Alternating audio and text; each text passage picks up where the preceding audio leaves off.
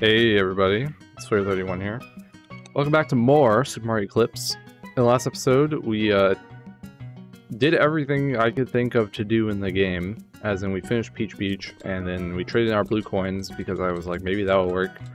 I haven't reverted yet, because I want to try some things before we do that.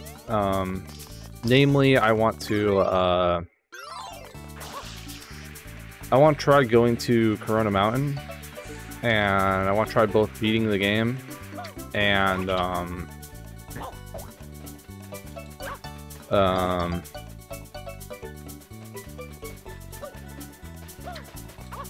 seeing if that like one gate off to the side of Corona Mountain is open randomly.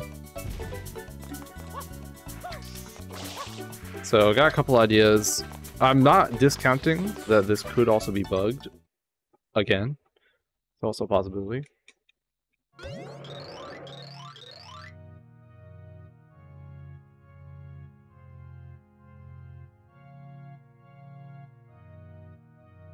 Excuse me? Whoa, whoa, whoa, whoa. Whoa.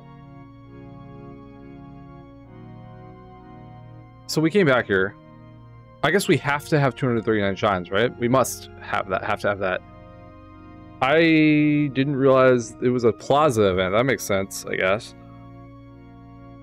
Wahahaha. You thought you had me beat, didn't you? You ruined my son's vacation, Mario. We were going to have a family reunion, but you wrecked it all. So now I'm paying it forward. If my son can't get a vacation, no one can. Mario, there you are. While you were away, Bowser returned. He got in his head to launch an assault on the town. We tried to retaliate, but we're no match for him. Look at him go back there. Now that you're here, we've got a surprise for you. What is that? It's a bunch of boxes? Man, look at ruined Delfino Plaza. Kinda goes hard. We've strategically placed iron crates around the plaza. Uh-huh. They have rockets inside you can use to subdue Bowser. Okay, I see. The only problem is, we can't get them open. Look, childproof locks are tough, alright? Sheesh. Anyway, you'll probably have to blow them open somehow. Yo. Did that drop, though, on the base?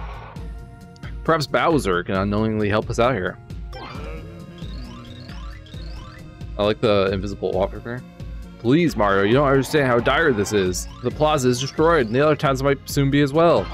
Everything is off balance, and Fire Shrine is gone. Fire Shrine? Fire Shrine is also a beta thing. Oh my god. If we can't get rid of Bowser right now, new Shrine Sprites might never be birthed again. Oh no! Bowser's back again. I know we can save Delfino, Mario. So I guess I need Bowser's help to open this? Maybe? I'm gonna keep hover for the time being. Where the heck is Bowser? Where'd he go? There he is. Ooh, the lag. Oh, he's got bombs. And he's got bullet bills. Look at him go. Come over here, you big baby.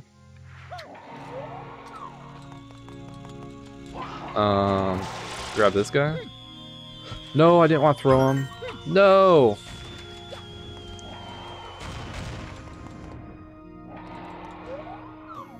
I didn't mean to throw him. That was my bad.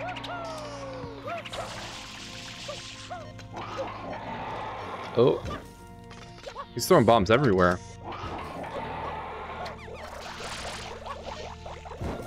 It got close to the iron crate, didn't quite make it.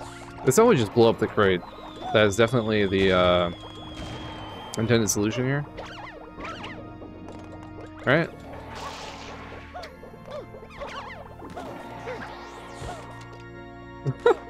Can you go into the sewer?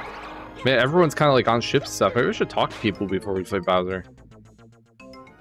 Let's talk to these guys over here. Watch it, brute. Those bullet bills are a real pain. We managed to get everyone evacuated, but what about us? We can't fight these things off. Any bright ideas? This is the radio tower we're all standing on. Oh, yeah. Watch it. With it out of order, we have no way to reach the evacuees. I don't even know if my wife and kids are safe right now. It'll be fine. Come over here. Give me bombs.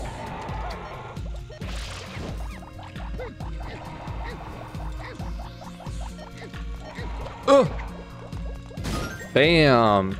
Shazam, even. Where is he? Oh, he's like all the way over there.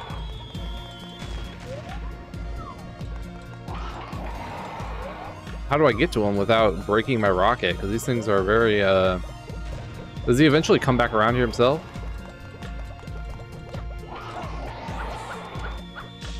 No, it broke.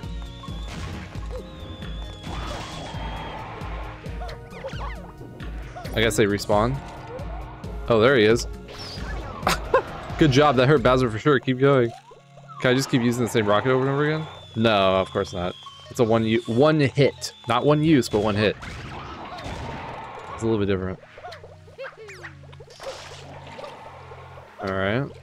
I guess we're gonna go for this one next. Come over here.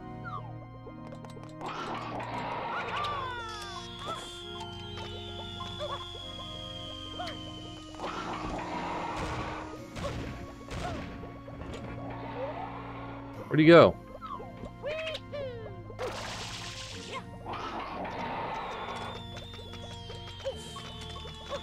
There really is one final shine, I guess. 420 is a good number to, I like the arrow to be like, hit this guy. Alright, give me the rocket back. Thank you. No, it can't break. It's not allowed to break. Ooh, is there no coins? No, there is some coins. I saw some in the water. Ooh, he had fire. He has fire breath. That's 2 hits so far. He can't last forever. Fire breath, though.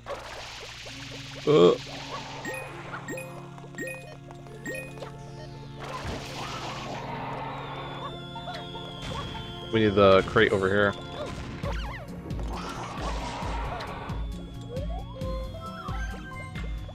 Maybe I'll wait for him to circle around. Alright, let's read this Deb's alert. Deb's alert, waiting with bated breath. The residents of Isle Delfino anticipate the outcome of this battle between Mario and Bowser. I'm glad I switched to Mario. I kind of was like, maybe we should stay as Mario. Reportedly, Bowser is attempting to prevent the birth of our 240th Shine Spray. Ah! Crazy. Are you coming over here or not, bud? You're kind of just like doing your own thing. Oh, he's over here. When did you get over here? Ow! He's going crazy. I got stun locked on the... Oh, here we go. You signed your death warrant now, buddy.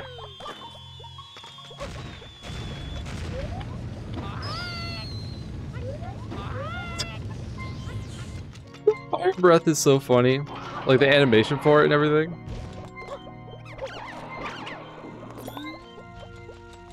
So you can't get too close to him. But we can snipe him for sure. But he keeps moving around. I should probably get coins, right? There are coins in the jail. I can't die during the final battle. That would be sad. That would just be sad. Alright, so he should be on his way back here, right?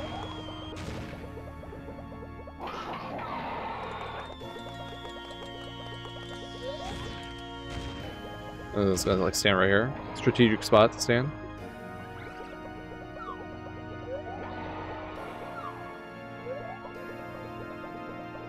There he is. I didn't want to shoot him just yet. He gets so high when he goes over the Shine Gate. I wonder what the AI for him is. Is he like a bird? But also a Bowser? It's a little bit more complicated. I'm tired of waiting for him.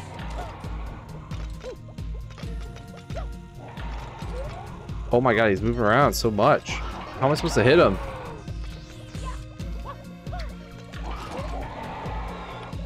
No, it went too high.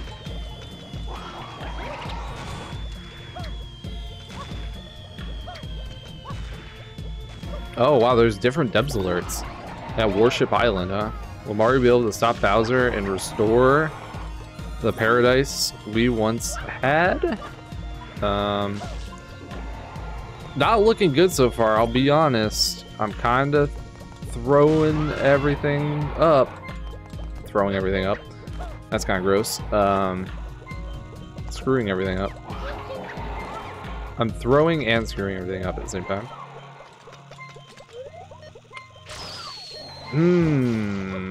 I keep aiming too high.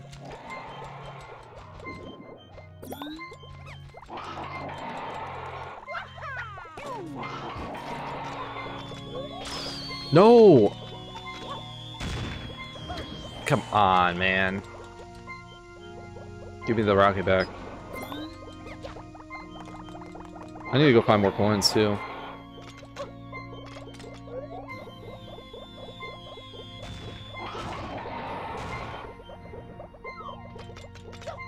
I come over here.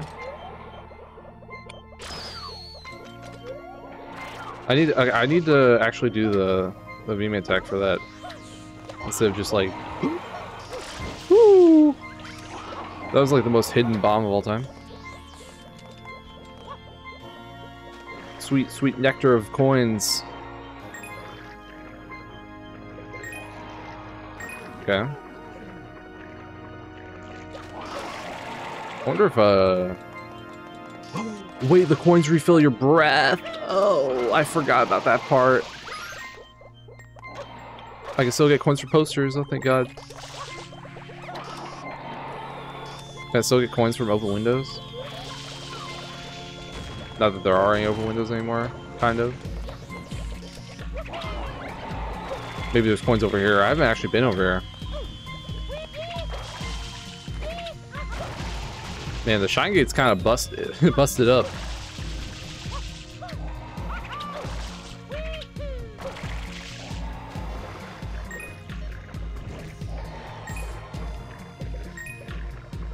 Oh.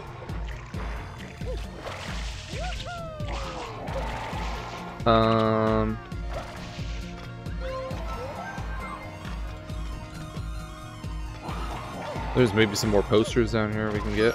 Yeah. Alright, let's grab the rocket again. I feel better about my health.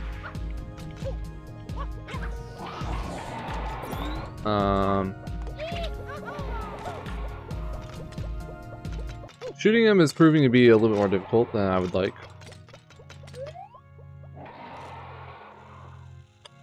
There we go.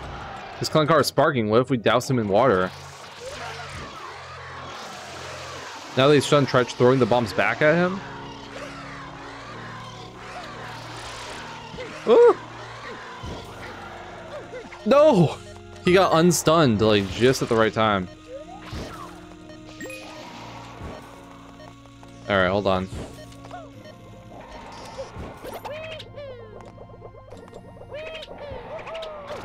Ooh.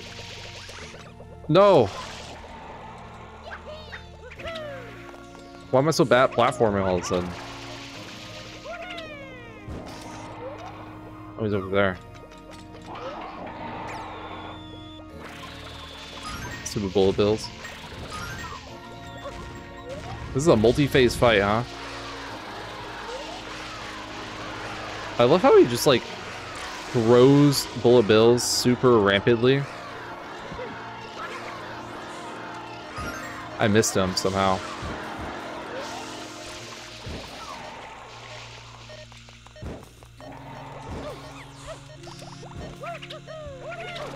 The time framing for getting a hit on him is not particularly easy. I didn't want him over the I don't want him over water, but I also don't want him over there necessarily.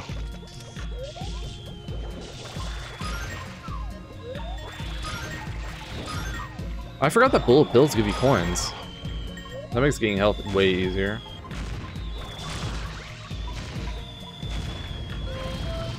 Get out of here. Come on. I guess I'm gonna put you in the water.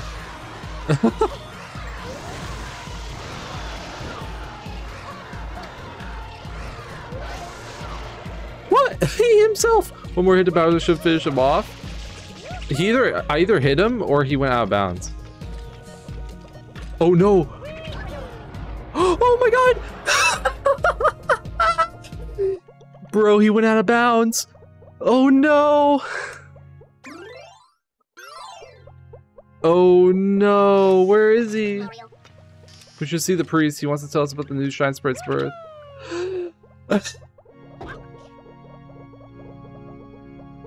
That was so anticlimactic. Okay, hold on. We will redo it. The Delphio Plaza loading with Bowser in it is hilarious. Throw a bomb at me, bro. Getting him to like do anything is so hard. Oh, here we go.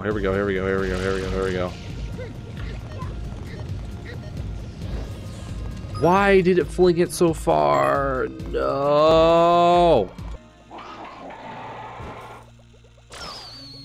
Ooh, that was a good snipe. That was actually a good snipe. Where is he? Oh, he's right here. Got him. This clown's car is sparking. So now we are at the stage we were last time. Let's only get him not in that exact spot where he like glitched himself out and like took a bunch of damage. Oh no! He does that fire breath thing so fast and it has so much range and damage. Come over here. I kinda need you over here, buddy.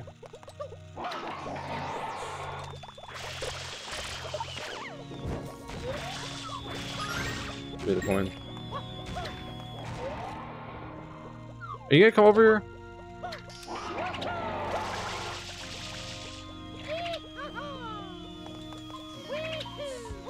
Getting over here is kind of annoying.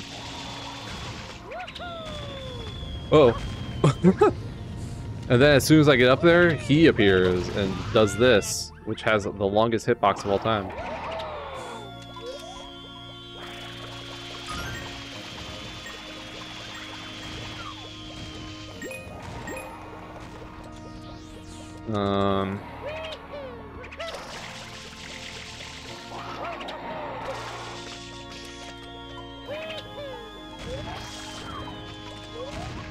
I feel like you can only hit him over the plaza. I feel like the plaza is like the only spot, except for maybe over here by the beach. Because you definitely can't do it right here. He did not like that last time. He's all the way on top of the Shine Gate.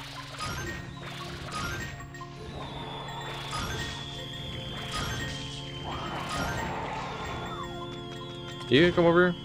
I'm not doing you right there. I already learned my lesson last time.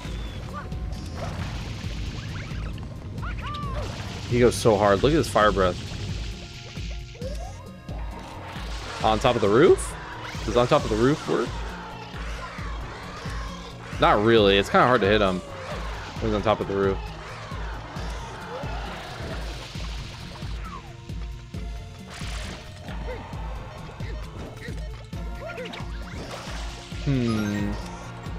Oh yeah, over there it might actually work.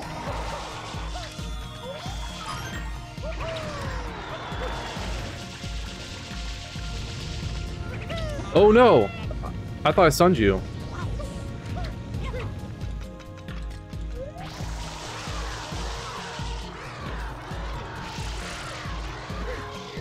Go! Yeah, I got him. One more hit to finish, or to hit. I can't read. One more hit to Bowser should finish him off, I think that's what it said.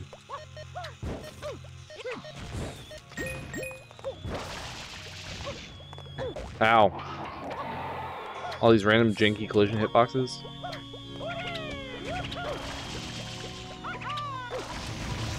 No! Oh, I thought I was gonna get roasted.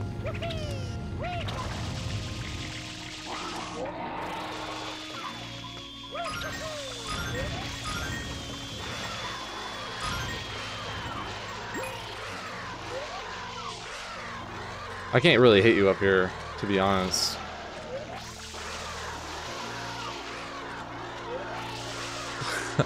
I can't really hit you right there. Unless you throw a bomb at the exact right spot. Oh, there we go. He's still kind of in a weird spot, but whatever. Bam! Yes, we did it, Mario. I doubt Bowser will make a return after this defeat. That's the animation we missed last time. I knew we missed something. I was like, I can't move. It was like a cutscene thing. Alright, let's see the priest. Is this guy the priest? This guy's definitely the priest. You have anything new to say? Haha, eat that, Bowser. Did you see that firework crackle?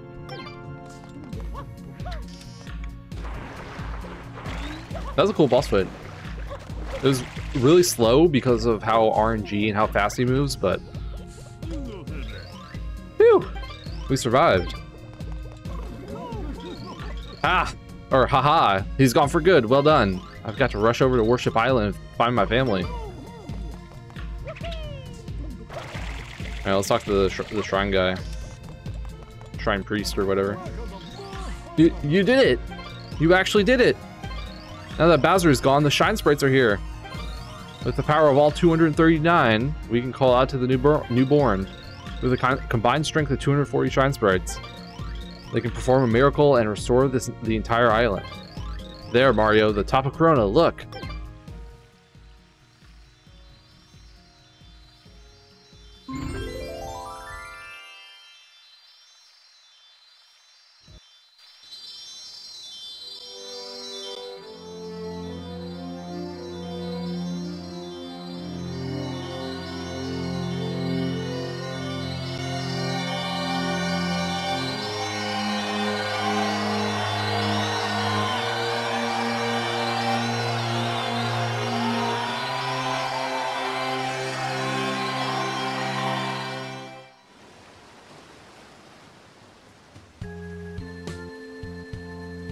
Junior, I've got something difficult to tell you about Princess Peach. I know, she's not really my mama.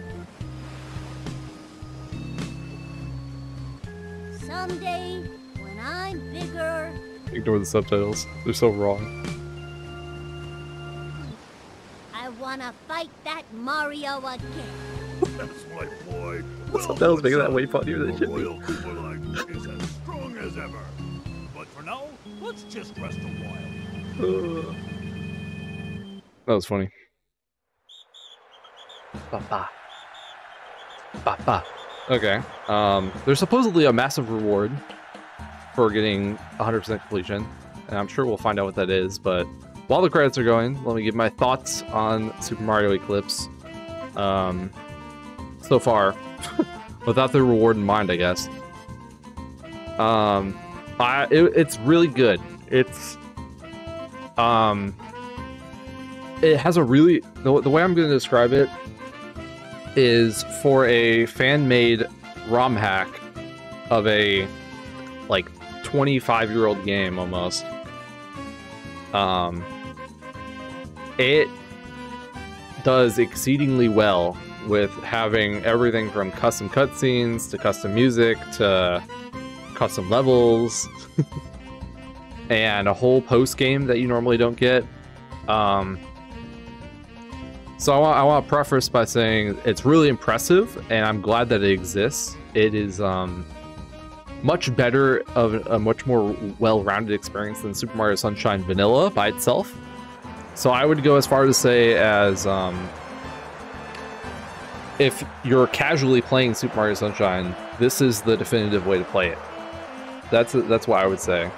Obviously, vanilla game has its benefits in terms of like speedrunning and things like that. But casually, this is a really good replacement. An upgrade, if you will. Thanks for playing, everyone at Lacrima Hotel. That's the massive reward. All done. You can now access Peach's Castle from the airstrip. I already went to Peach's Castle from the airstrip. But what does that mean? What does it mean? Bugs exploit setting. Oh shit! Fall damage setting. Better Sunshine moveset. Oh, you can, okay, all those settings that are grayed out we're unlocking now. Fast Turbo. Rocket Dive.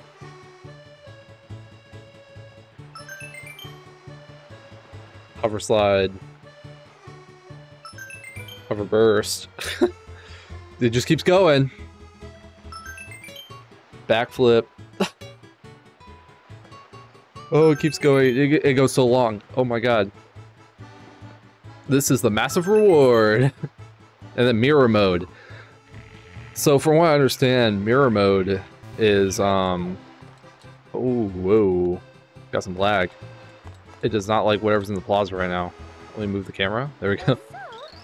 Well then. The vacation is finally over. And what an adventure we had.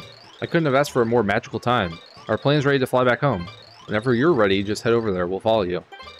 Can't wait to tell Daisy about all the fun we had. Thanks for creating so many great memories with me. I'll treasure them forever. Okay. Oh my god, why is the plaza so laggy? Anyway, mirror mode is like Mario Kart mirror mode, where it literally like flips everything left to right, I'd imagine.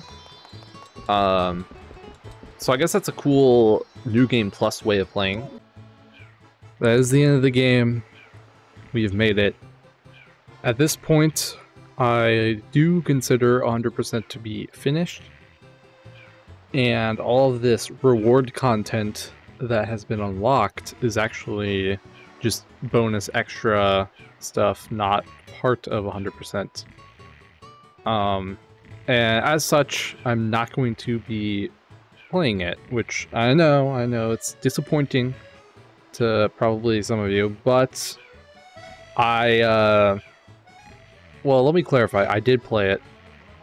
I did record it, but I don't like how the content that I made from it came out. I don't think my commentary was particularly interesting, and I don't think the actual content itself can carry my bad commentary. So instead of doing that, what I'm going to do instead is, right now, you're looking at some footage of the Fire Shrine, which you can actually access from the beginning of the game as soon as you get into Delphia Plaza. And it goes away once Flooded Plaza happens, I think, if I understand how it works correctly. And then it does come back after you get 240 shines. But it was an area of the game that I completely missed because I didn't think to go into Corona Mountain before Flooded Plaza. And I wanted to show it off here just because it's a cool area. Very minimalistic in its like design, but it was still a cool area nonetheless. And I also want to mention that the blue coins in there are linked with the blue coins in Vanilla Corona Mountain. And so you can get them in the Fire Shrine way easier instead of having to mess with the boat and stuff like that in the lava. So if you're planning on doing a playthrough and you've made it this far somehow, I would recommend doing that instead. But I digress. After this footage of the Fire Shrine is done, though, I'm gonna show some of the footage that I recorded for the bonus content. So if you don't want to spoil yourself on that, because maybe you want to unlock it for yourself, which you should totally do, by the way, then you can transfer to audio only, so you can hear my thoughts and opinions on the mod itself. But besides that, let's start with some context and background. The context is that I am recording this voiceover for my thoughts and opinions literally right before this is being posted, pretty much, like the night before. And I recorded the game all the game footage you've seen up until now, the actual Let's experience, was recorded within like a couple of days from the mod coming out, so like nearly a month ago. And as such, I was playing version 1.0 up until episode 13, and then I upgraded to version 1.0.1, which then was hot fixed. It was, you know, the whole, there was a text on screen that kind of explained it, but I'm gonna call it version 1.0.1 for simplicity, and it's basically the same thing. And I played that up until the end, and so any new patches, which there have been technically 2 new patches that have come out, I'm not going to be talking about at all, and my criticisms and thoughts and opinions aren't going to reflect on those, because 1, I haven't actually played or looked at them, and 2, my actual Let's experience didn't have them in it, right? So it wouldn't make much sense for me to be like, oh yeah, you know, I'm not going to mention whatever this thing was because it was fixed in a patch that I didn't actually show. Anyway, that's the context here, is this is being recorded way later. And additionally, I have replayed the entire game still on version 1.0.1. This is before that that patch, the other patch for, I think it was 1.0.3, dropped. So I still didn't play that, but I did play through the game again because I wanted to get retro achievements. That was the main motivator. And I did do all 240 shines, and I did do all of the post-game content, the reward content, I should say. So, that all said, my background. The reason I want to bring up background is because for a mod specifically, I think it's important to have an idea of me as a player of the vanilla game, what experiences I had with it, to frame who, like, what kind of audience I am to the game, and also what I was coming into the mod with, right? So, first of all, I grew up on a GameCube. I had one since I was about 3 years old, and pretty sure it literally either came with Super Mario Sunshine or I got it pretty quickly. Either way, it was like a childhood game that I grew up with. I played it quite a bit, but I also never really fully beat it until I was older, like maybe like 10 or 11. And then I remember like one day in like 2014, I revisited the game, and I fell in love with it. Like, it was just like something clicked in my brain, and I was like, wait, the movement is just really fun compared to like Galaxy and Galaxy 2 and things like that were out at the time. And I was like, man, you know, learning all of the like weird quirks that the game has, because the game's so unpolished and quirky and it has a lot of jank to it. And so like mastering that movement was a lot of fun to me, and inspired me to speedrun it very poorly for a summer. I think it was literally that summer I speedran it for like about 3 months, and then quickly got busy with school and stopped doing that because I was entering high school at the time. Ooh. Anyway, I never was particularly good at speedrunning it. I think my time was like a 1 hour 50 minutes or something like that, something in that range, which is not good for context. The like world record currently is, what is it, it's like 112 or 113, something like that. Hour 12, hour 13 minutes. And I think at the time it was maybe closer to like an hour 20, but I don't really remember anymore. Either way,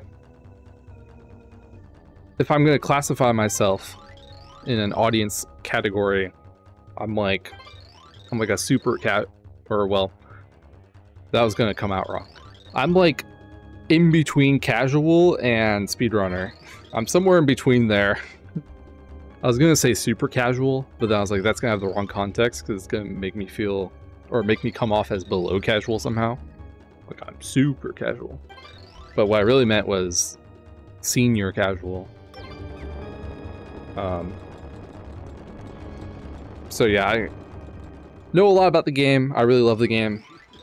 And I'm pretty good at video games in general, so I'm pretty decent at playing the game.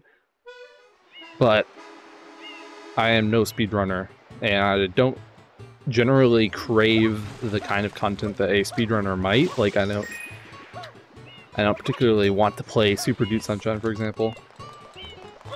So, as someone who is more or less a casual, but also happens to have sped run the game a little bit, my thoughts and opinions. The mod is amazing. It is probably one of the best mods I'll ever play, if only because I probably won't play any other mods of any other games that are like this. Like, obviously there are games that are basically... like, they aren't games, they're platforms for people to mod on top of Bethesda games. I don't count those, that doesn't count. Nintendo games like this, especially post N64 era, do not get mods very often, especially not such high quality mods with lots of effort put into them that could be practically their own game. Because the modding tools don't really exist, and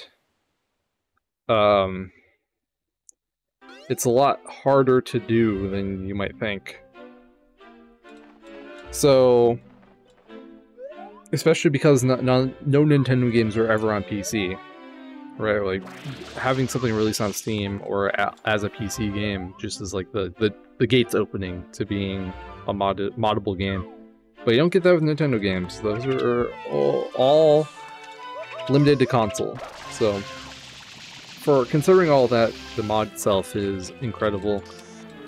There's so much polished quality content there, and of course with patches it will only get better and better and better, hopefully. The soundtrack, the assets, all of the art direction, you know, textures, models, anything that is in that same realm, amazing stuff. A lot of really good work was done for that. The custom cutscenes also insane, especially with how similar they look to actual vanilla cutscenes and stuff like that. So something that the mod itself does is it kind of marketed itself as being Super Mario Sunshine 2. And personally, I don't actually consider it to be Super Mario Sunshine 2. I would say it's more like DLC, which is different. It's not the same thing. And I have some reasoning for that, but I'll get to that a bit later. In spite of what I just said, though, again, incredible mod. I am blown away, and I really enjoyed playing it, and I enjoyed playing it through enough to play it through 2 times fully, instead of just like having retro achievements activated from the start, which I could have done. But I wanted my first playthrough to be kind of like, you know, first playthrough with the YouTube series to be no pressure, not thinking about anything, just playing the game normally. So let's start with the new characters, because they are a relatively large part of the new content.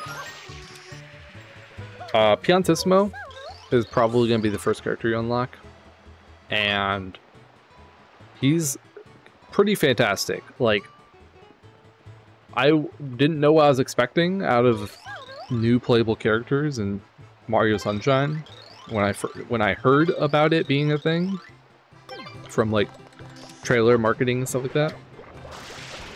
And then I found out that Piantissimo is very different from Mario, and I was like, whoa, that's crazy. And in a sense, I feel like that there was lightning struck there, because the way it was handled was unique and interesting, and made Piantissimo worth playing for some things, and then also you're like, ooh, why did I choose Pianissimo here for other things? Which is like the perfect way to make a new character, in my opinion. Especially of this nature, where it's like character select screen every time you load into an episode. Perfect, in my opinion. I can already tell that Pianissimo is going to be a very fan favorite character to play as, which is always good. And then there's Luigi. Luigi, what do I say about Luigi? It's... I don't understand why this was handled this way, to be honest with you. Because Luigi is just better Mario. I don't think there was any downsides to Luigi over Mario, specifically.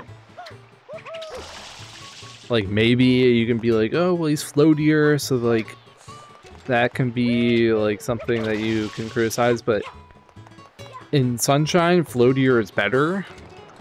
So, it's not, it's like a, I guess, subjectively, a game feel you can criticize him, but, I mean, come on.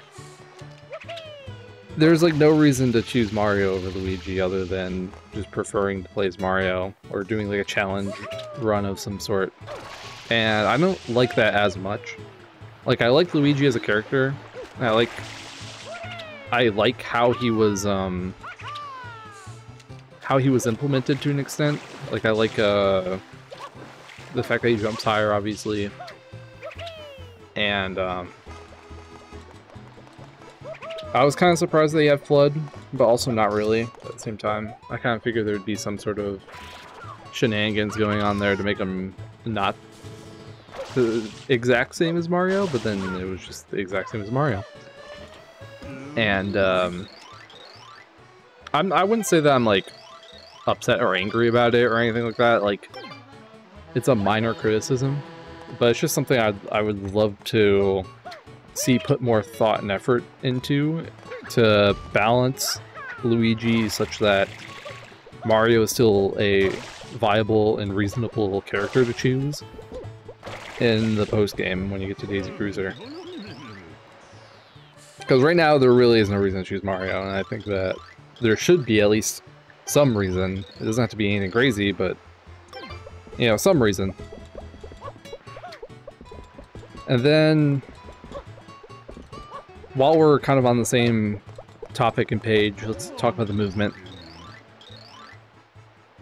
If there's one thing that you want to nail in Super Mario Sunshine, it's the movement, because it's the one thing that the game really has going for it over the other 3D Mario platformers. And man, did they nail the movement. It's insane how good the movement is. Like, it's literally just, what if we took the Sunshine movement and turned it up to 11? You know, but added a little bit of crack cocaine to it. And I love that. It's so good. There's it's literally an extension of the moveset so perfectly that I literally will describe it the same way as I describe regular Sunshine's moveset to people who have never played it before. Where I go, you know, in comparison to something like Mario Odyssey. Mario Odyssey, you can play around for like a couple hours and you've basically got the moveset down.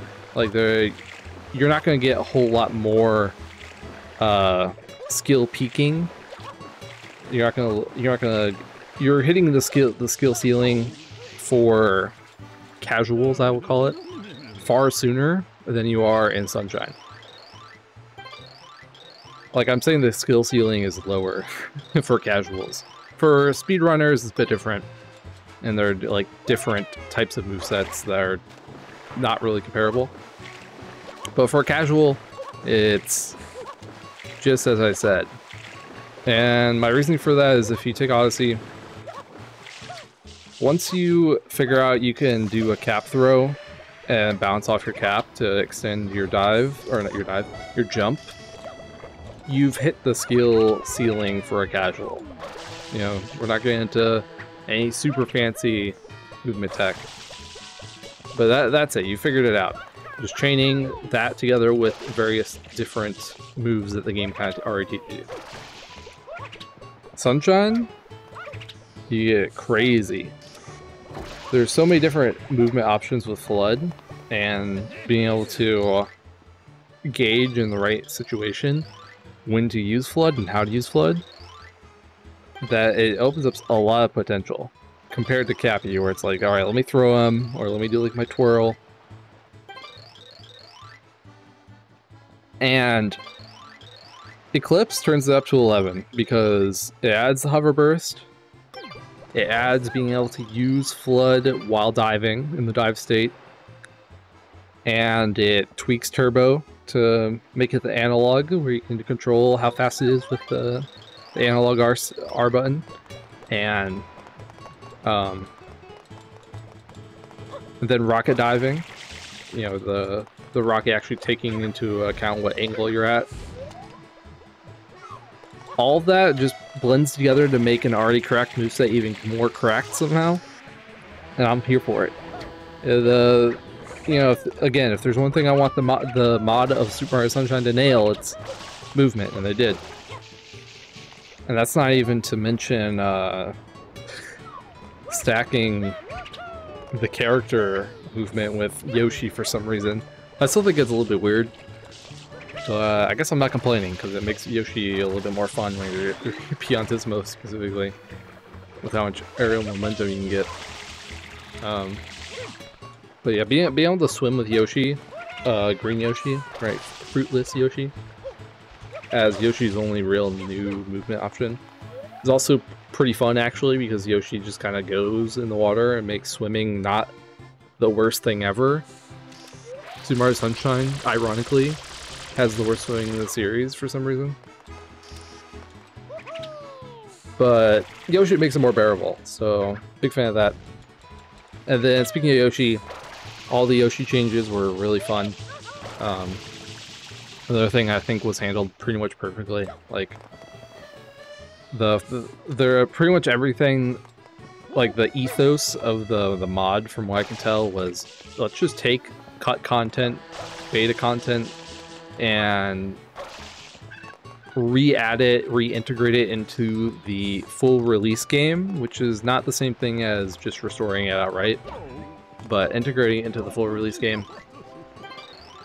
And I think for the most part they succeeded, right? Like the fruit part of Yoshi was definitely probably supposed to be a planned thing at some point, with the tank under the stomach for Yoshi sometimes saying fruit, and you're like, that's weird, because Yoshi always has to have a fruit. Like, it's always gonna say juice. And so it makes perfect sense. So you run out of juice and they need a fruit, and Yoshi's just regular green color. Makes perfect sense. It also adds a lot of fun depth to Yoshi that Yoshi doesn't really have normally. Like in vanilla, Yoshi's just, let me use him to jump higher, or let me use him to clean off orange juice generators. And that's it, that's all you use Yoshi for. And so being able to use them to eat Cheep Cheeps in the water is pretty much about as good as I was going to expect out of getting more utility out of Yoshi. And I'm glad that happened. And then we have the content, the new levels, the new shines. I'm going to start with the blue coins specifically, because I'm going to just kind of lump them all together as a whole. And I'll say that I pretty much enjoyed the blue coins. Overall, I'd say they were easier than vanilla coins to find on your own. Like, I was actually able to suss out where all the blue coins were. And let me just pat myself on the back real quick for feeling like I did a pretty good job finding all the stuff without needing to look up anything, because I literally did that. I played through the entire game, figured everything out by myself. I don't even think there were any sort of guides out when I was still playing the game. Maybe on like the Discord or something, but anyway. I definitely think that the blue coins were easier than vanilla, because a lot of them were just like out in the open, or given to you for doing like side quest type tasks, that sort of thing, or they're just like M graffitis, right? There wasn't a whole lot of hidden blue coins where it's like spray this random object and you'll get a blue coin. It's like, how would I ever know that? There wasn't a whole lot of those. There was some of them, obviously, but not a whole lot. And I don't mind it, right? Like, blue coin design's not something I ever really truly thought about, but I was able to use my knowledge of the vanilla blue coins and how those work and apply it to Eclipse, and it worked out. Like that, to me, that's like a 10 out of 10. You did a good job, because I was able to literally apply the vanilla logic to your mod, and it worked. Right. So, blue coins, 9 out of 10 for me. The only real thing that I can criticize the blue coins for is that they lacked creativity sometimes. Like there was, I'm thinking of Lighthouse Island in particular, where a lot of the blue coins there were just like in the water randomly. And it was like, okay, I mean, I get that Lighthouse Island's like a small map, and there's not like a whole lot of places to put blue coins, but yeah, so sometimes it was just like a little bit uncreative, and I had some also on the opposite end of the spectrum where I'm like, okay, that's a bit too obtuse. Like you're getting into the bad parts of vanilla territory with some of these blue coin locations. So those were far and few between though. So overall, really good job. And then there is the shines. So I like to think of the game in 3 chunks, and one of those chunks is the reward content, which I'm not going to be talking about. I'm not going to give my thoughts and opinions on it. And then another chunk, the first chunk, is everything up until Flooded Delfino when you do, or Flooded Delfino, Flooded Plaza when you do the first Bowser fight. Everything that you can access before that is like one chunk. And then everything from Daisy Cruiser itself, plus all the levels you can get to from it, is like a second chunk, right? And so starting on that first chunk, the first chunk I think is overall really well done. It literally just feels like an expansion to vanilla, pretty much for the most part. Like, I can nitpick and complain about certain things here and there, but I mean, if I gave that to a random person, I was like, here's Super Mario Sunshine, and I just gave them that first segment, that first chunk, I don't think anyone would be able to really tell that it was a mod. You know?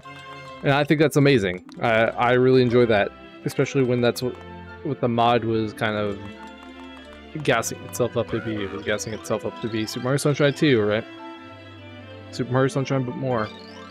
And in that sense, it delivered. I mean, Air Tour Rock is probably the weakest of the kind of regular levels that have been added, right? Like, regular levels, what I mean by that is levels that had 11 shines and 20 blue coins. And they had, like, the episode structure. So that doesn't include, like, Pianta Pit or the connecting areas, the junctions, right? And in that sense, Air Tour Rock was probably the weakest one. It just, I bet you, I'm just getting a vibe here that it was the one that had the least amount of attention put into it. Like, it's very, very one note. You know, you get in, you're like, okay, it's a bunch of layered rocks on the side of the volcano. So it's got a bunch of layers to this kind of like Market City area, and like that's the entirety of the level. You know, it's just grab the rock nozzle, go up and down the mountain side, volcano side, and that's it. There's no differing sort of thing where it's like, at least in Lighthouse Island, you have the lighthouse bush area, the beach, and the water. You know, 3 kind of distinct-ish areas, not including the lighthouse itself, which I guess is kind of like a 4th area. Yeah, Urto Rock has 1 area. It has Urto Rock. It's all the same. So in that sense, it was kind of like, okay, well, you get bored really easily in it, and a lot of the missions, probably as a result of the actual map itself, end up feeling really similar. Like, a lot of them are just like, explore the town, and find / do this like side quest type thing with a timer. And it was like, okay, well, you know, not the strongest level design going on here. Not that level design is easy, mind you. It's very hard. So it wasn't bad, but it also wasn't like particularly good either. It was just kind of bland at the end of the day. Like, I look back on it and I'm like, yeah, like out of those 4 regular levels that they added, that one's probably the least good. And I know that there's a lot of controversy around like the Shine Order and things like that, and like, oh, they started on a timer level, and I don't really have a super strong opinion on it. Like, yeah, they started you on the eruption one, where you had to save the 10 Piantas in the lava. That's probably not the best first. I think the best first mission probably would have been the one that's like the Urto Peak one, which was the second mission at the time, where you climb to the top of the tallest peak, right? But it does highlight a problem that the mod does have, which is conveying to the player requirements for different things. Like, okay, there's no nozzle boxes, right? How do I unlock them? It doesn't tell you. It just like, or as far as I know, it doesn't tell you. If it does tell you, it was obscure enough that I didn't find it from talking to pretty much everybody. At least I talked to everybody in the new content. Maybe it was a vanilla dialogue NPC change or a plaza NPC change that I didn't realize, but either way, I don't think it was clear enough just how you unlock nozzles in the new custom levels, because the climbing to Urto Peak one pretty much requires rocket nozzle to be able to do it. And so I think it could have been a cool opportunity to like have that mission be first. That way you can explore the new level to your heart's content, and then you can integrate it to where the player figures out, oh, I need the rocket nozzle. And maybe there's like a NPC standing right next to the little box that says, blah blah blah, you know, the rocket nozzle makes you go really high, obviously, because you play the tutorial totally. But also, I hear that Shadow Mario stole them. And so you're gonna have to do whatever to get back, right? Because the actual unlock requirement for the nozzle boxes in the custom levels is to do them in the plaza, which is, I figured that out like intuitively, just I was like, oh yeah, obviously it's gonna be the plaza. But you know, so if you give someone that hasn't played Sunshine before, and even people that have played Sunshine before but don't know it as well as me, the controller, there you go, figure it out. I think there's gonna be a lot of confusion there. So something else about Urto Rock though is that it's pretty overscaled. Like, the level is absolutely massive, and it is kind of just a pain to traverse just in general. Like, what was the timer for the Urto Eruption mission? It was like way too long. Like, necessarily. Not at way too long as in, oh yeah, they didn't need to give us this much time. It was way too long as in, why does it need, like, why is the level designed in such a way that we need this timer to be this long? because it was like 5 minutes or something like that, or 6 minutes. And I don't think a level should require 5 or 6 minutes of time to find 10 Piantas. I think that's it's a bit much. So, and you know, speaking with the vanilla levels in mind, it overscales compared to the vanilla levels quite a lot. Like, the biggest vanilla level I can even think of is maybe Noki Bay. Maybe Gelato Beach, but probably Noki Bay. And if it feels bigger than Noki Bay anyway, maybe it's actually not, but even if it isn't in terms of actual size, the playable area is definitely bigger, 100%. So I think that's kind of like a running theme too, because Worship Island is pretty overscaled. The actual like islands on Worship Island are gigantic for what they are. It's not like the biggest problem in the world. Like, they're just annoying to climb. Like, they're not fun at all to do unless you have Rocket Nozzle, and even then, having Rocket Nozzle, they're not particularly fun. And you know, if it were just the beach area with the ships and the base, it probably would have been fine, in my opinion. Like, the scale would have been maybe slightly too big, but it's passable. But overall, the Worship Island missions were pretty good, actually. Just like on the whole. I think the only one I truly struggled with was the key. The 8th mission with the key.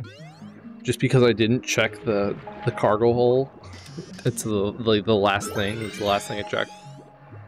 And there's probably some sort of criticism there to be like, maybe you should hint better at where that is, because it is barriered, so it's not the most like convenient thing to go and just check out. You actually have to put a lot of effort in going to check it out, so it's not going to be the first instinct of a player.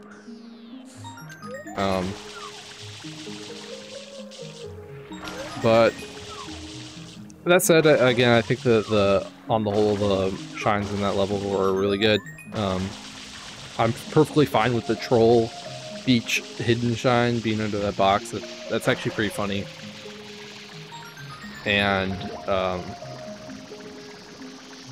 you know, overall too, the 100 coin shines on every level were just perfectly fine. I'm not like the biggest 100 coin shine guy to begin with, but they didn't. I mean, they added so many coins to pretty much every level that it made it less painful to go through than normal, which I really appreciated. And then we have Hotel Lacrima. Hotel Lacrima is probably my favorite level. It was definitely a standout for me. I really enjoy Serena Beach in vanilla because of how unique the location is and how atmospheric it feels in a sense. And Hotel Lacrima kind of hits the same notes for me, which is great. It feels very different from Serena Beach, which is kind of surprising. Because, you know, Serena Beach is obviously officially developed, and so it had a lot more detail put into it than Hotel Lacrima did. Like, you go into the hotel and you're like, oh, this thing is like 3 hallways. And that's it. That's the entirety of the hotel. But it didn't really bother me too much. Like, sure, it could have been bigger. Like, if anything, that hotel is probably underscaled, right? Like, the only instance of that. But it didn't bother me too much. I'd rather have it be underscaled than overscaled. And booty scooting was a lot of fun.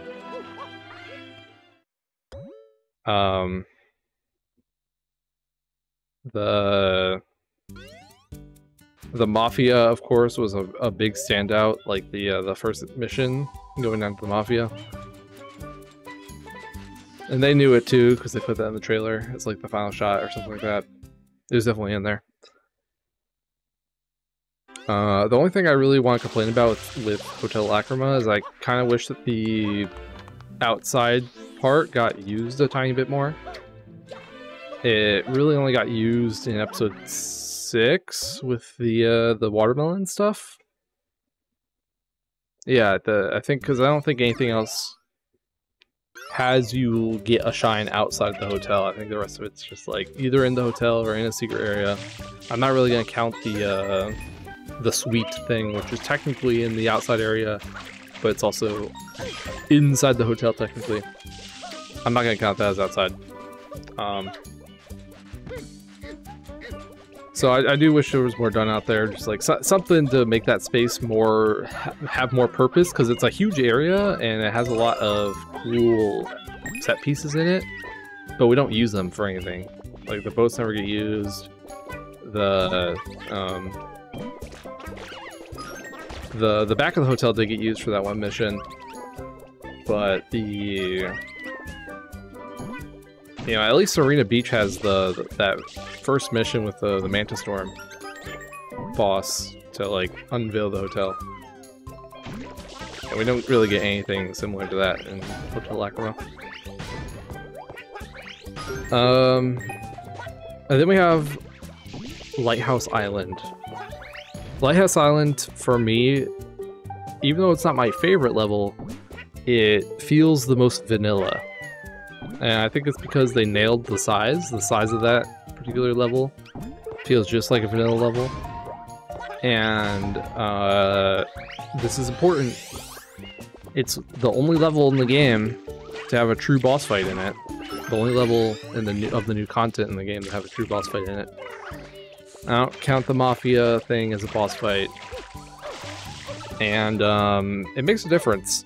So just like as a whole, a theme across the mod is that there was no consideration put forth into the episode structure for each level.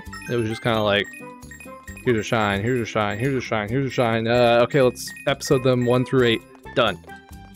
That's the feeling that came across, because there was no arc in each of the levels. And what do I mean by that? In vanilla, you go into Bianco Hills, there's an actual story arc in that level. And you start out and you go, the people are like, Mara, there's goop everywhere, and we figure that the giant piranha plant top of the windmill's causing it. Can you go check it out? And the first episode's you going through the path and getting blocked by the goop monster, and you deal with it. And that's Shine 1. And Shine 2 is you going on top of the windmill and actually confronting Petey Piranha and stopping the problems. Temporarily, because then he comes back episode 5. There's an actual like arc there, right? And it's most obvious, I think, with Noki Bay, where you come in, you go, the water's poisoned, and the Elder's like, we think uncorking the waterfall might fix the problem. And you uncork the waterfall in episode 1, and it doesn't fix the problem. They go back to the drawing board and they go, check out the ruins. Maybe they have some ancient knowledge for us. And you find Gooper Blooper, you fight him, and that wasn't the problem. And so then they're like, it was actually this thing in the Noki depths, so we're gonna train you to go there. And that's episode 3. And then episode 4, you actually go down there and do it, right? Just like in general, pretty much every vanilla level has a story arc that lasts about 4 to 5 episodes. Even though they're really bad, terrible, minor story arcs, but they're still story arcs. It's still something that gives the level character, right? And that's not really a thing in the new levels. There, for one, is no boss fights, almost at all, as like a capstone to the story arc. And again, there's no story arcs at all. Like, you don't go to Hell to Lacrima and they're like, there's a mafia thing going on here. I wonder what's up with that. And there's no problem that pops up from it that you then spend a couple episodes kind of like going through solutions for. It's just one episode, you go in, you find the mafia, they throw their suits at you, and you're done. And then the rest of the episodes are just you like messing around in the hotel. It's pretty, It's kind of whatever. That's probably the harshest criticism I have for the mod, is just I wish it felt more like vanilla. And so that's like one of the bigger details that I latch onto, where I go, yeah, the episode structure, they did not get that. That was not, like, there was no consideration put forth towards that, as far as I can tell. Back to Lighthouse Island. Lighthouse Island. Actually did have a boss fight, though, even though it was the first episode again. And that first episode's a standout for me. It was, first of all, it was the first new level that I found and then played, which helped a lot probably for its image for me. But also, again, the boss fight. The boss fight was just really cool. The ambiance of the, you know, the thunderstorm going on. It was dark out, and the rest of the level is sunny and different. It was a cool vibe. The rest of the shines were pretty good. Blooper Racing came back, but it was just, you know, the lap around, which was cool. We got the Goldbird coming back. Goldbird's fun. Golf was kind of weird, but it was fine. Also, like, everything felt like it belonged in vanilla, which I was really happy about. And then we have Pianta Pit. Pianta Pit is also a favorite area of mine. If my favorite area isn't Hotel Lacrima, it's definitely the Pianta Pit, because the Pianta Pit is super cool. It's overscaled, but not really. Like, I was kind of torn on it initially, where I was like, maybe this is too big. But then I was like, man, Pianta Pit should be big. Like, part of the vibe of the level is getting lost in how big it is, and I'm all for it. Like, it's like the point of the level, and I think it's used to full effect, pretty much. I kind of wish that it was integrated more into the overarching story for the whole game with Shadow Mario, because there is no Shadow Mario down there, right? And I feel like there definitely could be, but no, I don't hate the way it was handled. You know, I don't mind it being like a small side area type of deal.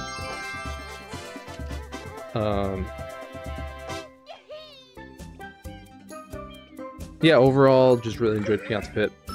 If anything, maybe the blue coins were a bit too heavy-handed there, because it still had 20 blue coins, I think, and maybe it didn't need to actually have 20 blue coins in it. Especially with how dark that area is, it can be hard to spot a lot of the blue coins, but anyway. Then we also have the connecting areas, the junctions, which is like, they all have different names that I never actually looked at really in the game, which I kind of regret, but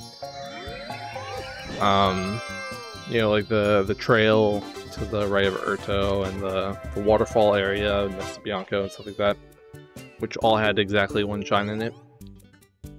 Overall, I really liked those areas. Like, if you're gonna have like a really minimalistic connecting area like that, I think they're handled perfectly in that sense.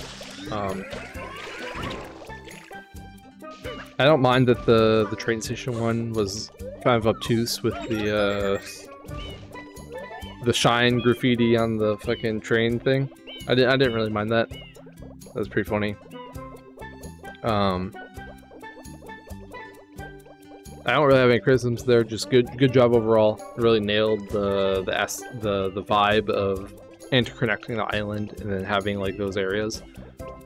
The only minor criticism that I'll offer is maybe add some NPCs to more of them, like the trails and the clam area, and, you know, all those like random areas that didn't actually have anything in them. I feel like one or two NPCs could help with the make the area feel more rich and give it more character.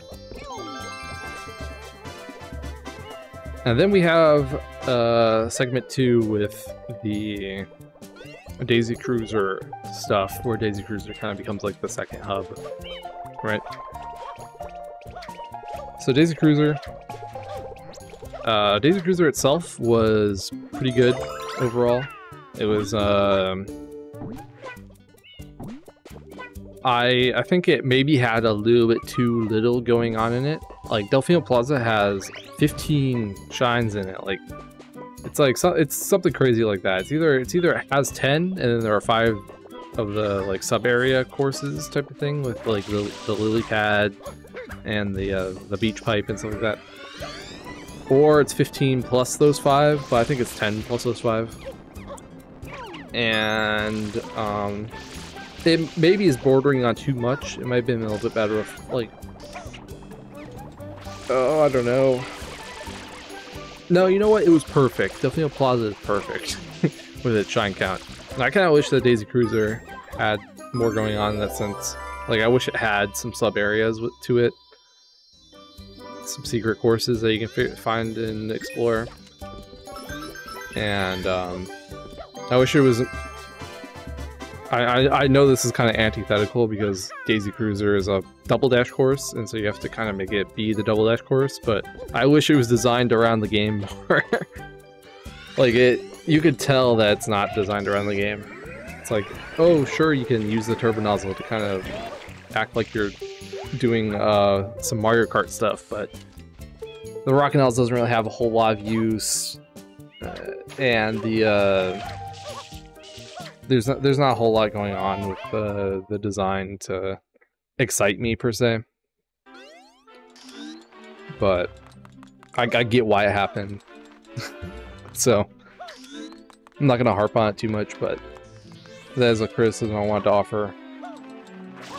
And then the actual levels that are attached to it, just in general, all this like includes like Mario's Dream, the casino game table, the 4 different areas in the captain's cabin, you know, the Peach Beach, the Lancifreda Peaks, Yoshi Village, Red Lily City, and Vaporwave. All of those levels, they share a common theme. That common theme is that they don't feel like Mario Sunshine. What do I mean by that? Well, I was just praising the levels in the first chunk for feeling like an expansion to the game. These vacation levels, I understand the vibe. The vibe is that we're on vacation, we're on a cruise ship, so we're cruising to the different islands around Isle Delfino and stopping at various ones that happen to have shine sprites at them for some reason. And yeah, that's the vibe. I think in that sense it was executed pretty well. And the actual like content is pretty quality, it's pretty good. It was enjoyable to play through. But they, again, don't have any episode structure.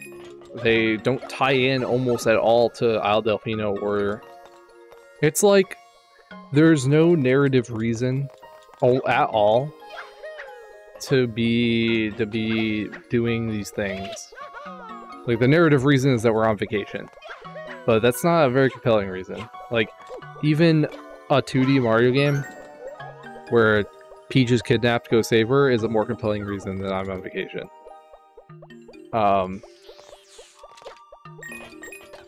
It just doesn't do it for me. Like, a lot of the reason that I like Sunshine is how rich the actual like environments and courses feel. They feel like lived, breathed, real places on an island that I could go to. And there are people there, they're doing things, it's all interconnected with one another, theoretically. And that we lose all of that when we go to this post-game vacation island stuff. And in that sense, it feels more like Mario 64, right? It feels like I'm hopping through a painting, which we more or less are with the Captain's Room. We're just going up to the little warp zone, and then we warp to whatever random island that is kind of just all on its own doing something, and we go through the little obstacle course of a level that it is. Get 5 to 6 shines, but it's always 5 shines, and then we leave.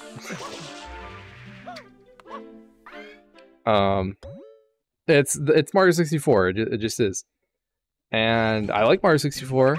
I enjoy playing Mario 64, but I'm not playing Mario 64. I'm playing Mario Sunshine, and this mod is supposed to be Mario Sunshine 2.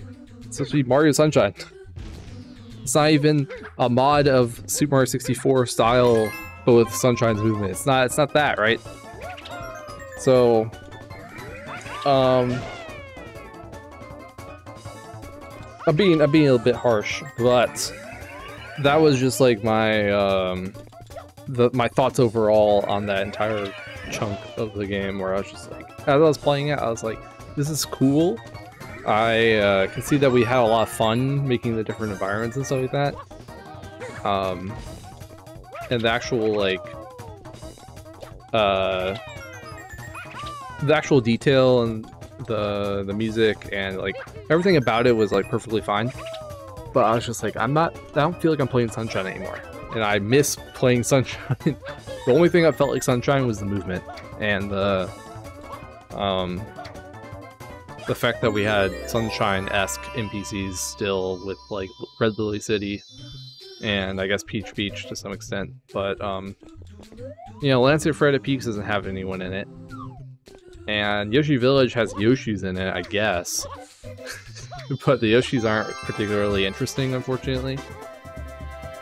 And then we also have Vaporwave, and Vaporwave doesn't have anyone in it. And Vaporwave, it's like, what's even going on here? Like, it was a cool level, but again, we just lose the vibe of Sunshine. I think it's unfortunate, so that's my big criticism there. I don't have any like individual level criticisms necessarily. In my brain, all of that entire Daisy Cruiser stuff was just kind of lumped together. Like, I don't have any you know, strong thoughts on, oh, you know, Peach Beach, I noticed that the whatever happened. I don't have any of those thoughts. Those don't exist for me. So I'm gonna leave it at that. The only other thing I want to mention is that by far the longest amount of time I spent doing something in that game was trying to find the door to the captain's room. Like, not knowing that I need to go there, but just figuring out where I need to go, and it being the door to the captain's room. It took me, I think, maybe about 30-ish minutes, maybe 45, to find that door once I actually started getting stuck and being like, I can't do anything until I figure out what to do. And then it took me about 30 to 45 minutes to find that door. I think it could have been a little bit more obvious. It was partly a skill issue on my part, just checking the door, but doing it on like the very corner, which made no sense. And then my brain was like, yeah, I checked it. I think if we put a sign above that door, you know how the exit door on that ship has a big exit sign right above it to let you know you can exit back to Delphia Plaza. I think if we just had a sign that says Captain's Room above that door, it would. Then I would be like, surely I can go in here, and I would have done a better job of checking it the first time. So that's that for the second chunk. Then there's the boss fight, which is also technically kind of part of the second chunk, but I'll mention it on its own. The 240th Shine boss fight that we just did in this video, but you know, it's been almost a month for me. That boss fight is certainly something. It is cool, unexpected. It surprised me, but it was cool. The idea of Bowser coming back and being like, I'm gonna get my revenge, and he just burns down the plaza and starts going ham on the island is funny, perfectly in line with the Mario game. And I think it was more or less executed perfectly. I think there could have been something a little bit more to guide you into figuring out how to actually spawn that, because you could see that I was like, I have no idea what I'm doing. I'm just gonna turn in these blue coins, because to trigger that boss fight, you have to have 239 shines. Once you get the 239 shines, then you have to load Delfino Plaza. You know, if you're already in Delfino Plaza, you can't. You have to leave and come back because you have to load it fresh, so it can load a new Plaza state, and then that triggers the final boss fight. And the Fire Shrine, as you saw in the background footage, does have text saying that you need 239. There's only 239 shrine sprites that have been recorded thus far, which is something. But I think there should have been a little bit more to signal to me that, oh, I needed to make sure I got to 239 shines and then load Delfino Plaza. I think there could have been something there, but the fight itself, though, it was pretty good. I see the vision. I like the vision. I think the actual boss fight itself is kind of slow and tedious, though, and it should have been epic. Like the Bowser fight in the hot tub in vanilla is not really much of anything. Like, it's super easy. It kind of comes out of nowhere. You know, it has no it's like, what's this hot tub doing up here? And it's kind of weird, but at least it's fast and easy. This new boss fight, on the other hand, is not fast and easy. It's slow and tedious, and it's more mechanically interesting than the vanilla boss fight. But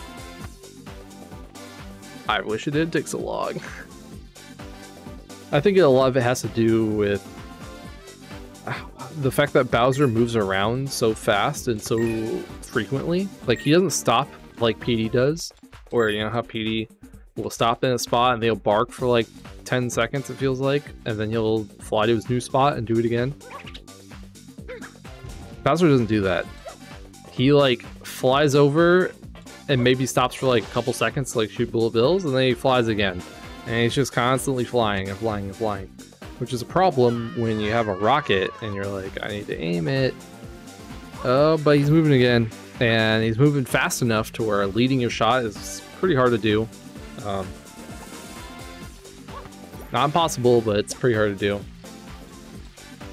And you have to do it 3 times, right? You have to get 3 shots, all the while your rocket's braking on everything, because it's a rocket, a bottle rocket, it has collision. Then anyway, it's kind of annoying, and the fact that you have to break those bullet bills are not helpful at all to break the boxes. I relied on the bombs because the bombs were consistent, and the bombs are annoying to use. They were annoying to use in vanilla, they're annoying to use here. And then we doubled down on the bombs with the second phase, where you have to spray the water on them and throw the bombs at them. We doubled down on it, and I was like, oh no. So, you know, overall, I liked the boss fight. I thought it was cool. I enjoyed the ruined plaza state. Like, the environment was cool. I just think the actual boss fight itself was not the best when it comes to design. Just general boss fight design.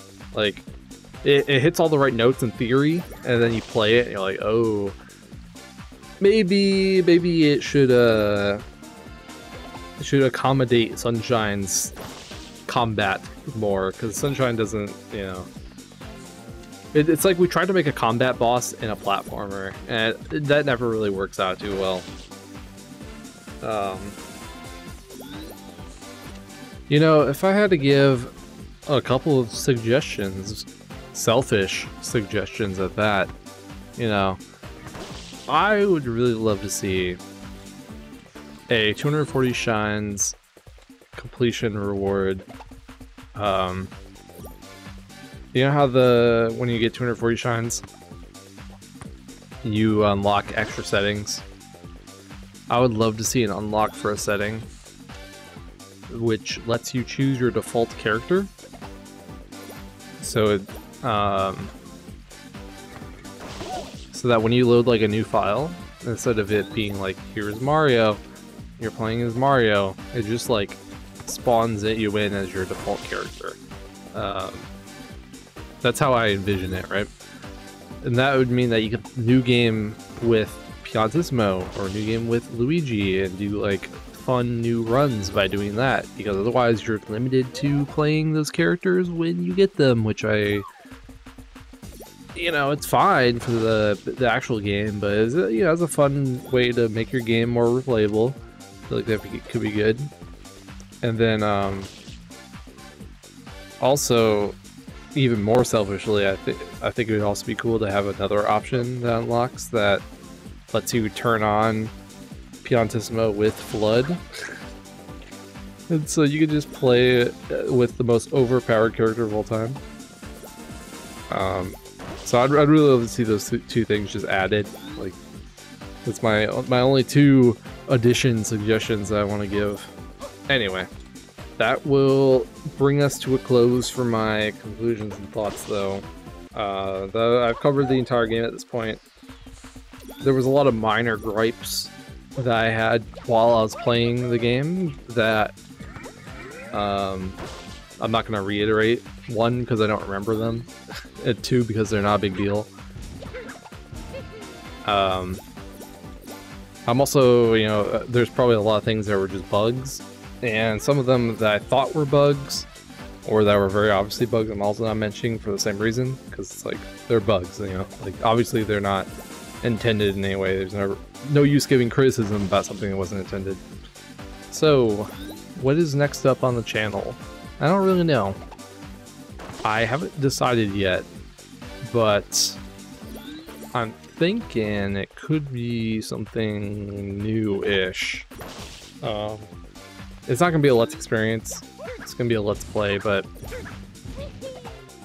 I don't think Pokemon is ready yet. But I do have something else cooking that, if I can get around to finishing, will probably be next. So that'll be exciting if that happens.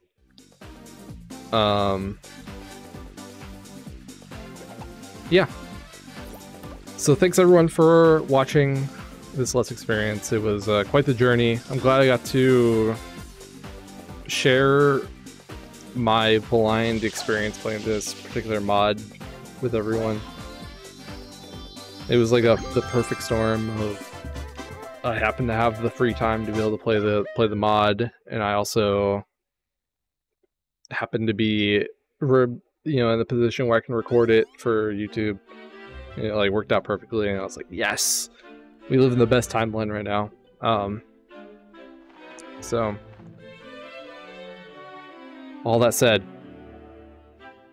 thanks for watching, and I'll see everyone in the next series.